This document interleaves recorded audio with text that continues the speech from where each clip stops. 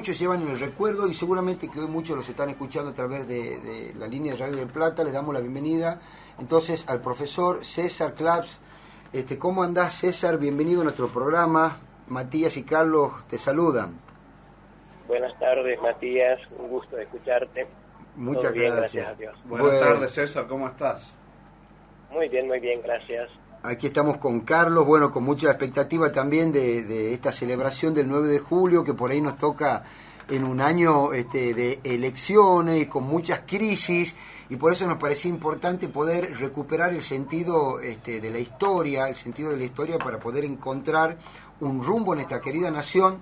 Y yo quería preguntarte, César, un poco para empezar esta entrevista, que el 9 de julio entiendo yo que es la conclusión de un proceso que empieza mucho antes, ¿no es así? Así es. Entonces quería un poco preguntarte cómo se ha ido gestando este 9 de julio, este proceso, y cuáles son las líneas históricas más fuertes que vamos a ver acá enfrentadas. Bien, por una parte es cierto que el 9 de julio no surge por generación espontánea, sino que hay todo un proceso previo. Sí. Pero hay que aclarar de que el 9 de julio no es mayo. Claro. ¿Sí? El 25 de mayo tiene un sentido. Bien. Y el 9 de julio otro sentido. Dentro de un común denominador que es la tradición española aquí en América. A ver, no ¿cómo hay es eso? Sí. ruptura con la tradición, con la cultura española, con la hispanidad, sino más bien cambios que se dan en Europa, que se dan en España particularmente, que van a hacer que de mayo, que supone autonomía, Sí. se llegue al 9 de julio, que supone independencia. Bien. Entonces es importante tener en cuenta qué está ocurriendo en el contexto general de Europa, Sí. como de América, Sí. para poder entender este proceso. Sí. Si nosotros vemos, en 1810, mayo, Sí. supone que España cae en poder de Francia Sí. y que por tanto, para reafirmar la hispanidad, para reafirmar nuestra dependencia o nuestra adhesión a la cultura que esa hispanidad supone, hace que el 25 de mayo se cree un gobierno propio del Río de la Plata. César. De ninguna manera Sí. allí hubo ideas afrancesadas de la Revolución Francesa, ni tampoco ideas de independencia. Había Mira. alguno que otro autor Sí. o personaje de la época que hablaron de independencia, pero fueron claramente rechazados porque no había la idea de independencia en mayo. Mira, ¿Qué ocurre César, después? este punto, perdón que te interrumpa la Sí. entrevista, pero ¿sabes qué? Sí, perdón. Este punto que estás mencionando, yo Sí. quisiera detenerme un momento acá. ¿Por qué? Porque no es habitual esto que nos estás contando, porque uno cuando escucha muchas veces el relato o ve la historia, uno dice independencia de España, y acá lo que nos estás diciendo es que hay una independencia, hay un gobierno propio, pero justamente se hace para conservar las raíces y no por una ruptura. Exactamente. ¿Cómo puede La ser esto? ruptura ¿Cómo puede ser se esto? A da ver. con los funcionarios españoles, concretamente con el rey español, con el Fernando VII. Sí. Cuando sigue esto de mayo y llegamos a 1813, Sí. se da la restauración, es decir, los gobiernos absolutistas vencen a Napoleón y Fernando VII vuelve a ser rey de España y establece de nuevo en España el absolutismo. En ese absolutismo era fundamental el dominar las posesiones americanas Sí. que había sido perdida, digamos, o al menos estaba en discusión por estos levantamientos previos a la vuelta de Fernando VII. Por eso sí. se dice que en realidad el verdadero sentido de la independencia, la verdadera causa de la independencia, no es oponerse a España, Bien. mucho menos a su legado cultural, Bien. sino que es obra de un gobernante, que es Fernando VII, Sí. realmente obstinado, no entiende a España, no entiende la hispanidad, Y entonces, afrancesado, él era Borbón, Claro. y tenía fuerte influencia francesa, quiere conquistar, reconquistar o tomar estas posesiones americanas, y eso fuerza a personajes que tienen claridad, Sí. como es San Martín, como es Belgrano, Bien. en la Argentina, pero también podemos hablar de otros personajes en el resto de América del Sur, Sí. que dicen, bueno, tenemos que independizarnos. Perfecto. Pero la idea no era separarse Sí. en las naciones que en definitiva surgieron. Claro. Ten en cuenta esto, que cuando en la Declaración de la Independencia se habla de nuestra identidad, se dice las Provincias Unidas de Sudamérica. Sí. No dice las Provincias Unidas del Río de la Plata. Bien. Es un error muy común decir que eran las Provincias Unidas del Río de la Plata. No. Bien. San Martín presiona para que se hable de Provincias Unidas de Sudamérica. Ah, mira Eso vos, qué interesante. significaba Sí. tener el pie para poder liberar Argentina, Chile y Perú. Ah, mira vos. El sentido era que todo esto, Sí. ¿no? el antiguo virreinato del Río de la Plata y más, Sí. pudiera ser una nación independiente. Y César, así es como llegamos al 9 de julio. te hago una consulta. Cuando vos decís ideas afrancesadas, ¿cuál es el problema de las ideas afrancesadas o cuál es el inconveniente de eso? ¿Por qué no hubiera sido bueno una independencia alineada a eso? Primero, que históricamente no ha sido así, pero ¿cuál hubiese sido el problema? ¿Qué era lo que se estaba, el problema fondo que se es debate? que cuando hablamos de ideas afrancesadas, no estamos hablando de la Francia católica, de la Francia medieval, de la Francia con ideas claras, sino estamos hablando de los frutos de la Revolución Francesa de 1789, que parten de la negación de la identidad cristiana de Europa y de Francia en particular. Bien. La Revolución Francesa fue tremendamente hostil a la fe católica. Ah, mira Se vos. asesinaron miles de sacerdotes, obispos, laicos, por el solo hecho de ser católicos. Ahora, Se prohibió la religión católica y se la reemplazó por la religión de la diosa razón. Esas cosas no se saben, y entonces se habla de la Revolución Francesa como si fuese libertad, igualdad y fraternidad. es que eso es lo que te estaba por decir, porque además es un proyecto totalmente distinto al de los reyes católicos que... Exactamente. O sea, Por eso, a ver, sí, en la historia española hay dos momentos, Sí. en la historia moderna, digamos. sí, Los Austrias Sí. y los Borbones. bien, Los Austrias están representando en los reyes católicos, en Carlos V, sí, Felipe II. bien, Los Borbones están representados por estos gobernantes, Carlos III, claro. Carlos IV, y en nuestro caso nos interesa rescatar a Fernando VII. Perdón, Entonces, Fernando VII va sí. a adherirse a las ideas, Claro. digamos, de Francia, aunque está con el absolutismo, en tanto que mantener su poder. Las Sí. ideas que iluminan a Fernando VII son de la Revolución Francesa. Entonces Son acá, contrarias a la fe católica, son Claro. contrarias a la tradición hispánica. Y eso es gravísimo para el español. sí, sí, El yo- español de ese momento, como de muchos años después, sí, se siente identificado con esa raíz original y no quiere perderla. claro, claro, Y por eso la revolución va a tener el sentido de restauración. No es una revolución como Mirá la vos. francesa que quiere hacer tabla rasa con el pasado, sino restaurar Sí. los valores que habían hecho grande a Francia, a España, etc. escúchame Entonces, César, que quede esto... más claro, sí.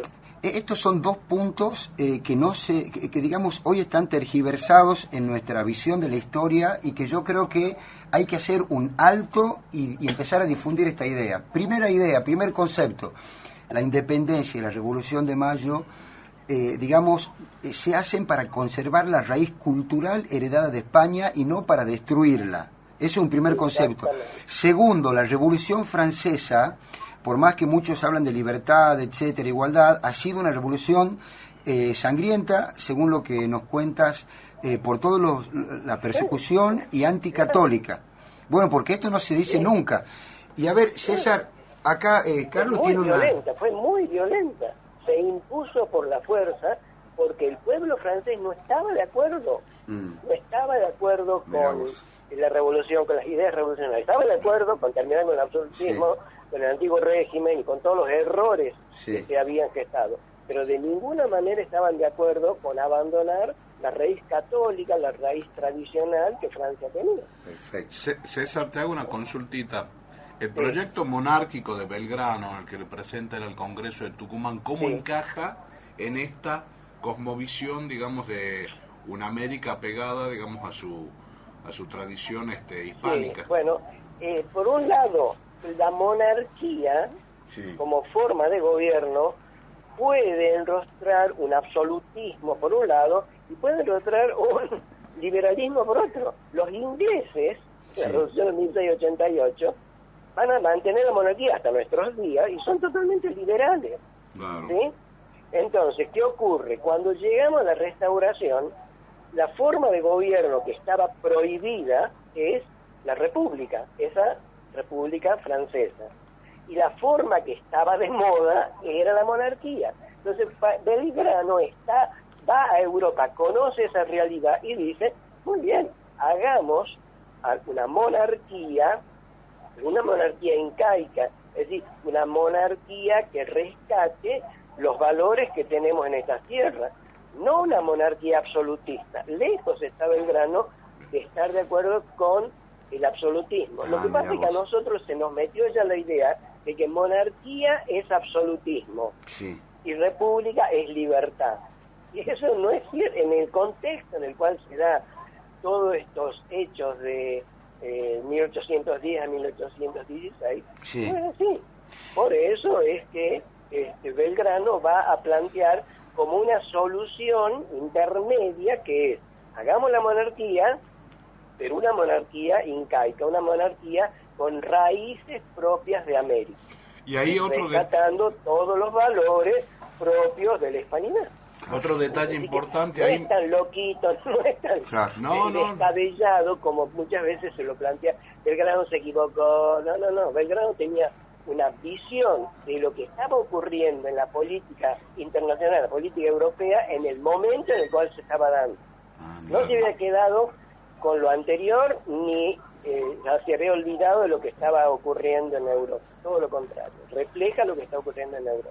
Claro, y aparte es interesante porque de acuerdo a lo que vos nos estás transmitiendo, la monarquía, lo que fue, digamos, la época colonial, la etapa colonial, había cambiado totalmente. Ya no hablamos de una monarquía de un inca, digamos, adorador del dios Inti, sino de una sociedad que había cambiado su raíz más profunda y había surgido como algo nuevo, digamos, con una identidad nueva, digamos, propio de esa mixtura de lo hispánico con lo incaico. Claro, no estamos aquí hablando de los pueblos originarios previos a Colón, no estamos hablando de una realidad del criollo, de esto que ha ocurrido en la unión entre lo que en los antiguos habitantes de América con todo el influjo español. Ahora, entonces, bueno, ahí tenía un sentido distinto, la monarquía y esto de los incas. Todo el indigenismo que hay hoy, que de alguna manera se va constituyendo como, no sé si decir así, anti-argentino, digamos, esto es lo... Claro, pero esto es lo contrario. Olvidando nuestra identidad argentina y priorizando una pseudo-identidad mapuche, por ejemplo, con tipos que hasta hacía poco ni sabían de la existencia. Y los mapuches como realidad histórica son muy débiles. En realidad no existe eso. Pero te das cuenta que cada punto que estamos tratando es como que tenemos que desarmar mitos que se han establecido en la opinión pública, ¿no? Lo que pasa es que me estoy dando cuenta que hoy está de moda, bueno, no son muy originarios estos mapuches, para poner solo un ejemplo. Claro. No, uno se va dando cuenta, digamos, en esta entrevista que, bueno, nos han vendido una historia, nos han cambiado la historia, o sea, me mintieron muchos años de mi vida. Y qué bueno poder estar aclarando todo esto en esta entrevista, que vamos a tratar de guardarla y difundirla mucho por estos puntos fuertes que nos ayudan a encontrar un sentido nuevo en la historia. Que en realidad es previo a lo ideológico, es decir, es nuevo en tanto que se nos impuso algo erróneo. Porque la ciencia histórica, la verdad histórica nos muestra que no ocurrió todo esto que desde Mitre en adelante se ha creado como la nación argentina surgida con ideas liberales en 1810, claro. Éramos liberales siempre. No, eso no es la realidad. Sí. La inmensa mayoría de los argentinos, de los que luego fuimos argentinos, eran claramente herederos gozosos de sí. una tradición cultural que era muy fuerte, Sí. Nosotros hoy tenemos como la idea de que lo yanqui, lo europeo, es muy superior a lo americano, sudamericano, sudaca. Y no era así. Las grandes universidades, del siglo XVIII estaban en América, no estaban en Estados Unidos, que recién después aparecieron, estaban en Europa, en cuanto que Europa andaba con graves problemas. Acá, la corona española, por vía de los Austrias, de los Habsburgo, de Carlos V, de Felipe II, había establecido una cultura realmente superior por la que los europeos venían a las universidades americanas. Así como nosotros hoy nos vamos a las universidades yanquis, a las universidades europeas, bueno, ellos venían aquí. ¿Y qué nos pasó en el camino, César? Una idea fundada en la cultura católica. ¿Qué nos pasó en el camino? Una cosmovisión cristiana. Sí, ¿qué nos pasó en el camino? Porque evidentemente que el protagonismo y el desarrollo económico, por ejemplo, de Estados Unidos, marca una línea política en el mundo, y nosotros hemos quedado un poco empobrecidos, incluso hasta económicamente. ¿Qué nos pasó en el camino? ¿Por qué? Porque en realidad hemos traicionado nuestra identidad. Entonces, ¿cuándo empezó eso? Porque nuestra identidad es hispano-católica, las raíces de la Argentina son hispano-católicas. Sí. Así como los yanquis tienen una fuerte impronta protestante y una fuerte impronta liberal de la Revolución Inglesa en 1788 en adelante. Sí. Entonces, ¿qué ha pasado? Nosotros hemos querido imitar equivocadamente, porque admiramos de antemano los grandes hitos económicos que tiene Estados Unidos, que tiene Europa, etcétera. Y nosotros vamos a ser grandes cuando volvamos a nuestra identidad, pero no una identidad que se quede en el siglo XVI, con Carlos V, con Felipe II, una identidad recreada, una identidad que tenga respuestas a los problemas actuales que tenemos, pero no una respuesta desde la idea norteamericana liberal, no desde las ideas marxistas que se han establecido, sino desde nuestra propia identidad.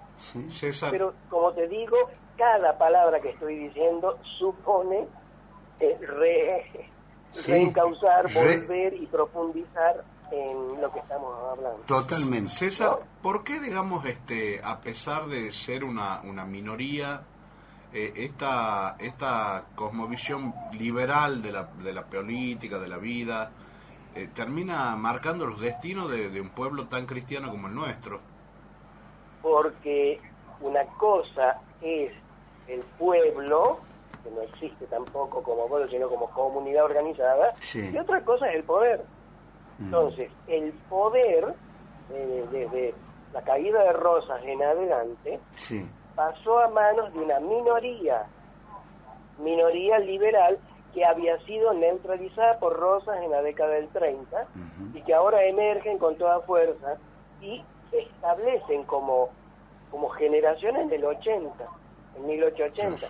La generación del 80 tiene aspectos económicos positivos, pero tiene un vaciamiento de nuestra identidad cultural. ¿Podés dar nombre, por favor? ¿Respecto de qué? De la generación del 80. Sí, la generación del 80 lo tenés a Roca, tenés lo que sería previo a Roca, Sarmiento, Mitre, que son quienes dicen hay que eliminar al argentino, el gaucho. En eso el Martín Fierro refleja toda una situación político-cultural de eliminación del argentino típico. Nosotros somos los herederos de los gauchos. Y eso es lo que se buscó eliminar. Y entonces, en un momento, eran una minoría que se imponían por la fuerza. Sí. Y luego, bueno, ellos tenían la estructura de poder. Claro. El fraude patriótico se estableció durante décadas en Argentina, había fraude y se decía, nosotros estamos gobernando porque somos superiores, ¿sí? Porque el pueblo es ignorante y no puede gobernarse a sí mismo, nosotros tenemos que gobernar, hacemos el servicio de gobernar. Bueno, así es como una minoría estableció una nueva identidad nacional que va a contrapelo de nuestra propia identidad. Sí. Y así estamos. César, En la medida en que no volvamos, y no es volver al pasado, Claro. sino retomar valores, ¿sí? El valor de la vida, el valor de la familia, el valor de que la política supone bien común y no poder. Bueno, esos son valores que estuvieron antes de toda la etapa liberal y que Sí. debemos volver a actualizar. Perfecto. No como si estuviésemos en el siglo XVIII, XIX, sino con las necesidades Claro. y los problemas que tenemos hoy. Perfecto. César, aprovechando Sí. tus conocimientos sobre el tema y si bien nos despegamos un poquito el 9 de julio y vamos desarrollando, digamos, toda la historia argentina, frente a la crítica a este liberalismo antinacional, surgen dos corrientes historiográficas que también tienen sus diferencias entre sí, que serían los revisionismos, ¿no? Uno de tinte nacional y otro, digamos, de un tinte más de izquierdas, podríamos decir, ¿no?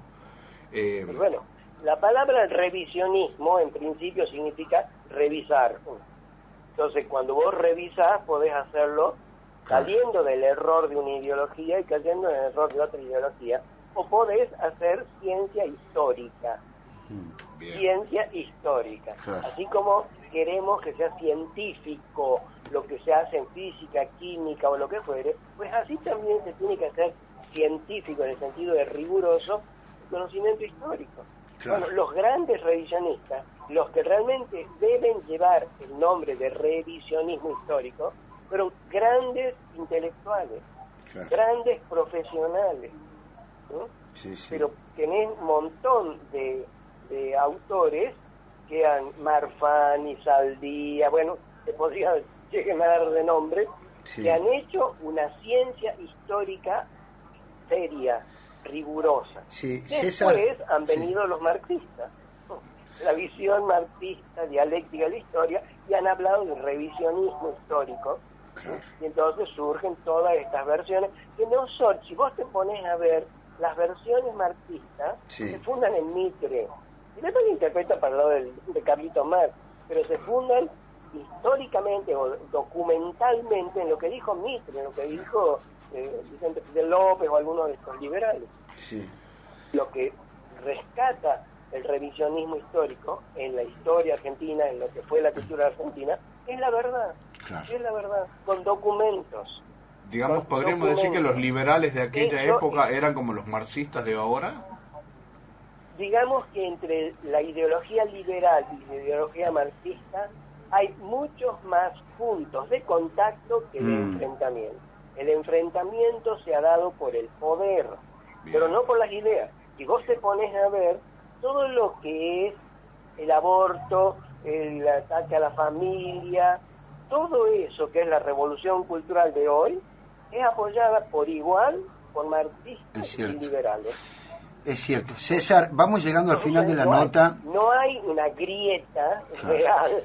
en temas de... Esta grieta que la Nata creó es una grieta de poder. Sí. Pero si vos te pones a ver, el gobierno de Kirchner quiso el aborto, el gobierno de Macri lo negó en principio y luego lo puso en práctica. Sí, sí, Y sí. son supuestamente los dos márgenes de la grieta. Y en Totalmente. definitiva, los dos en eso han estado de acuerdo.